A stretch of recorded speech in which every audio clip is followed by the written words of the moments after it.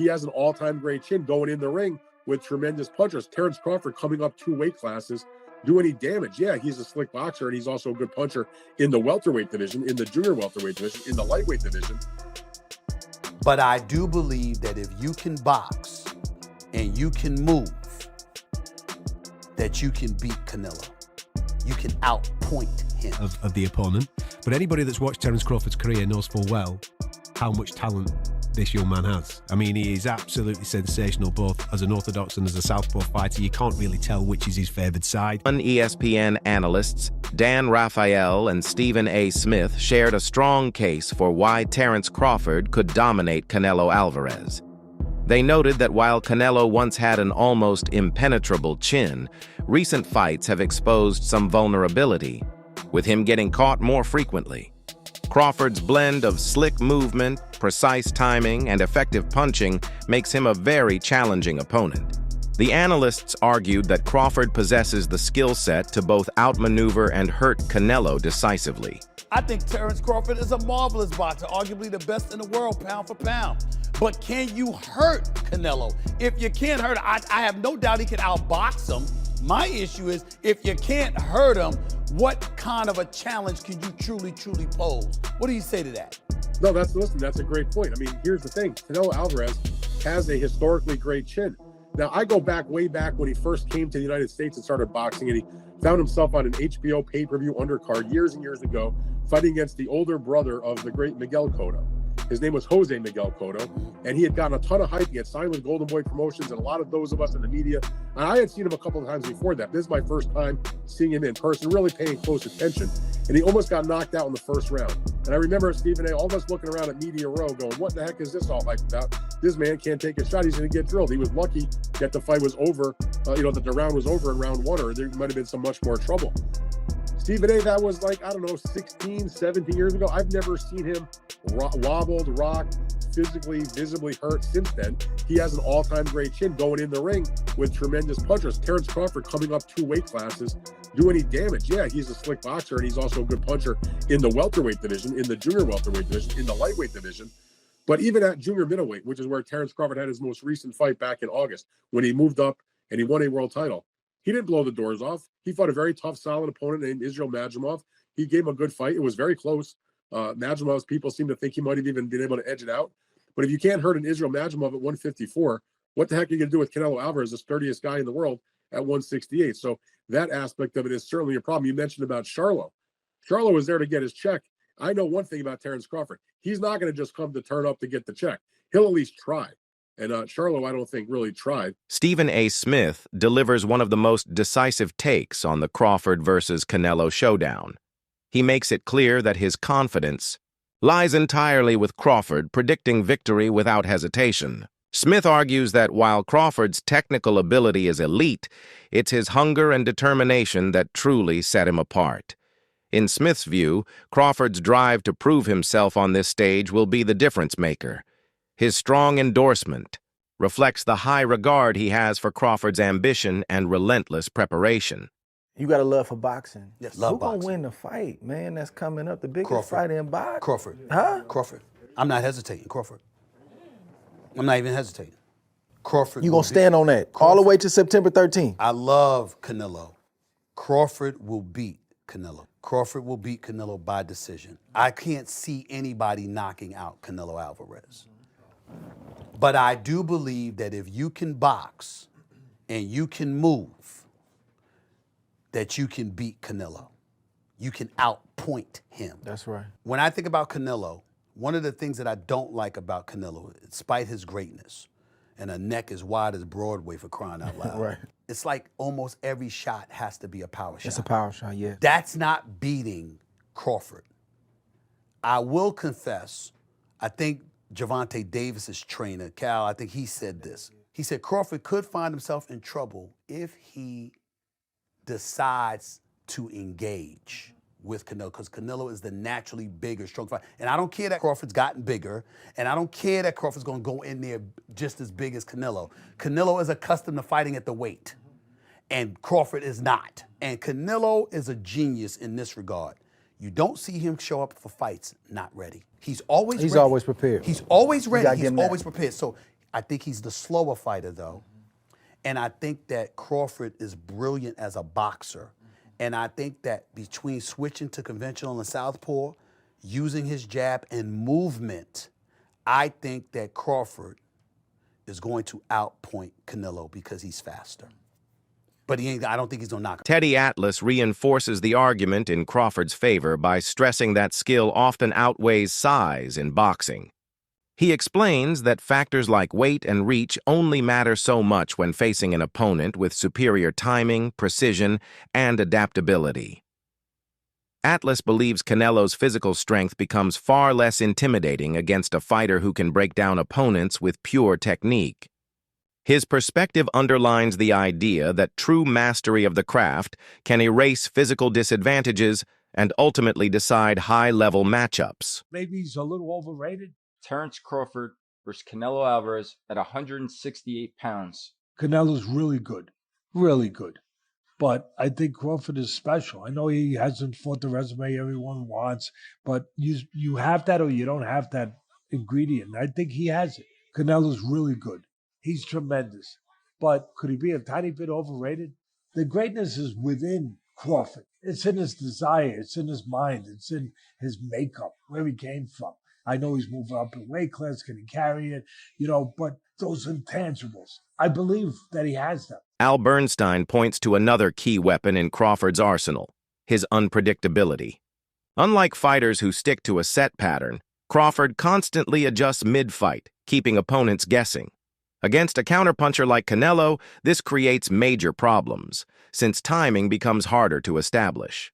Bernstein also highlights Crawford's ability to switch seamlessly between orthodox and southpaw, a skill that adds layers of deception and makes him even tougher to read. Most fans or most people would probably say Crawford, I'm guessing, because that's a big part of how he's won, and everybody feels that and rightfully so, that the way he's figured out, he's constantly changing from lefty to righty. He's a person that alters his attack. Sometimes he's a boxer. Sometimes he's walking people down. Canelo's style is more the same in most fights. He is a counterpuncher who's waiting for you to make your move so he can counterpunch you. Then when he has you in trouble, he's willing to move forward. His attack is a pretty straightforward one. On the face of it, you might say Crawford, but I think the thing about Canelo Alvarez is that he has seen every style that you can see. Gareth A. Davies points to Terence Crawford's remarkable depth of experience, noting that more than 15 years at the professional level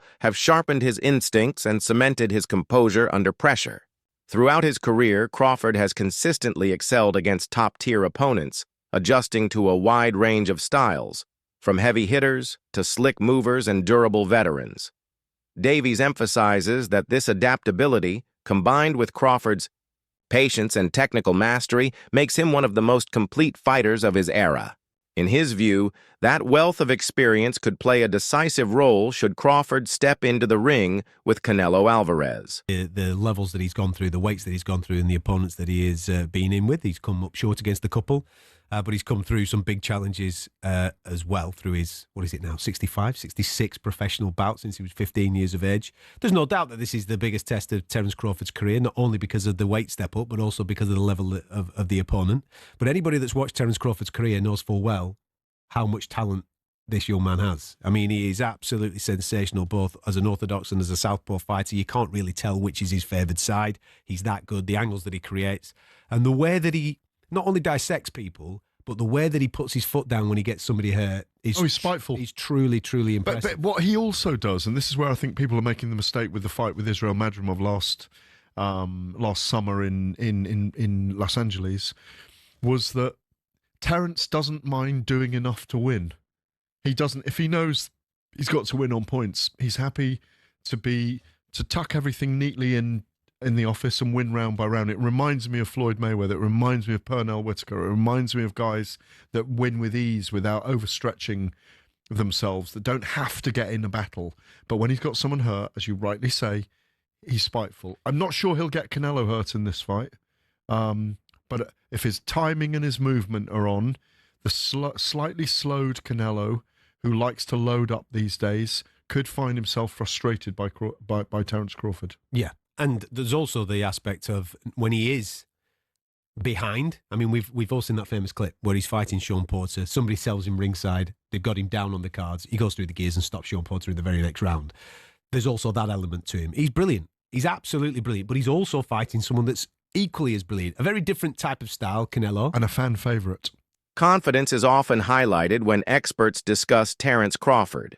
Analysts note that both his fight performances and sparring sessions have left strong impressions on those who train with him. Accounts from the gym suggest that Crawford regularly demonstrates his sharpness and discipline, proving his skill even outside of official competition. This consistent excellence builds a sense of self-belief that fuels his mental toughness. With that assurance, Crawford enters the ring convinced that he can outthink and outmaneuver any opponent, including Canelo Alvarez. Man is so confident. He's so confident that he's about to become undisputed. Listen, 2 weeks to go, less than 2 weeks to go now. What? We're talking about 12 days. 12 days. What can we expect from this unbelievable showdown? Listen, the build-up has been absolutely incredible. When you talk about the sparring stories, when you talk about the unbelievable rumors that we've been hearing for the past 10 to 12 weeks, will but Crawford's power carry? Will Canelo age overnight? So many questions that we have when it comes to this unbelievable fight. But not too long to go, ladies and gentlemen. We are about to find out the truth. We are about to find out who's truly the greatest of this era. And let me tell you this. I said this in most of my videos so far. The more I watch Bud Crawford and the more I watch Canelo Alvarez tape, the more my appreciation for both men increases. Listen, Canelo is the greatest pressure/counter puncher in history when he puts both together. And Crawford is the most dynamic fighters my eyes ever saw. Ever saw. Now, listen to this. The moment this fight got announced, we didn't know the things that we know now. We didn't know about their sparring partners. We didn't know about the shape that they were gonna come in for this fight. Comedian and avid boxing fan Ari Spears shared his historical perspective on the upcoming matchup. He reflected on decades of legendary clashes where Mexico's toughest champions faced off against American fighters celebrated for their speed and technical skill. Spears pointed out that in many of those classic encounters, the Americans prevailed by relying on defense, slick movement, and sharp counters to control the pace. While acknowledging that Canelo Alvarez is a complete fighter with top-level experience, Spears framed this fight as another chapter in the long tradition of contrasting styles, where timing, defense, and adaptability often determine the outcome. Take a top-notch Hispanic fighter, put him against the top-notch black fighter, the black dude usually edges him out. And I'm not trying to be disrespectful to the Latino fighters, because look at the greats. De La Hoya, motherfucking Roberto Duran, Arguello, Felix Trinidad, what's my man's name? Chavez. Mm-hmm. So there have been legends, but 9 times out of 10, when the top Mexican legend takes on the top black legend, the black dude wins. Boxing and basketball is just something that niggas just, we got that wop that just, we edge you out. Duran lost to Hagler.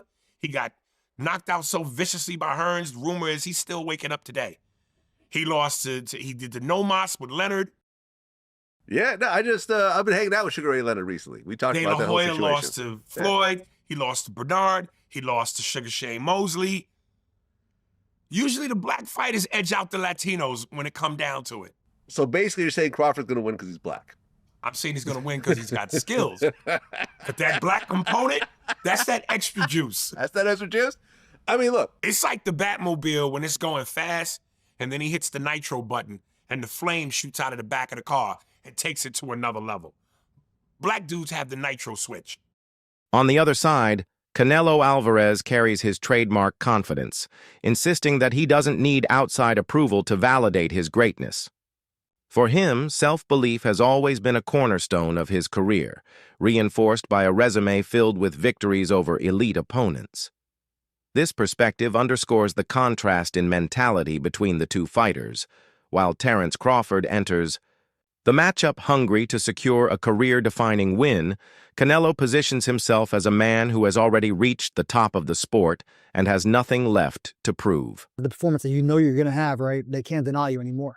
I don't know, but I don't give a fuck too. So I feel I'm the best, and that's it. I don't focus on if the people say or put me in the first position, I'm the best. I feel I'm the best. I'm doing because I love boxing. I called Canelo out because, like I said, he the last great fighter amongst the era that surpassed us. This is my mega fight. This is my moment. You didn't have much interest in this Crawford fight. You were saying that there wasn't much in it for you, and you pointed out that people will say that he was too small. What changed? I think he's one of the best fighters for more fun. No, he accomplished a lot of things too. Mexican with the American fighter is always big. When he fights you at Allegiant Stadium, I imagine it's going to be, 55,000 plus screaming Canelo fans, right? Many from Mexico. Sean Porter spoke with conviction about Terence Crawford's chances against Canelo Alvarez, describing Crawford's preparation and mindset as being on a rare level in the sport.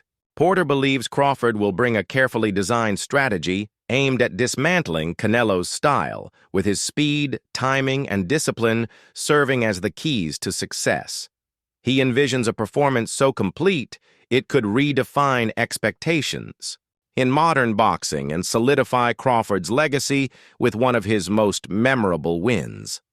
The stakes are high on both sides. Many consider Canelo to be the toughest opponent Crawford has ever faced, while for Canelo, defeat against a smaller man, moving up in weight could cast a shadow over his remarkable career.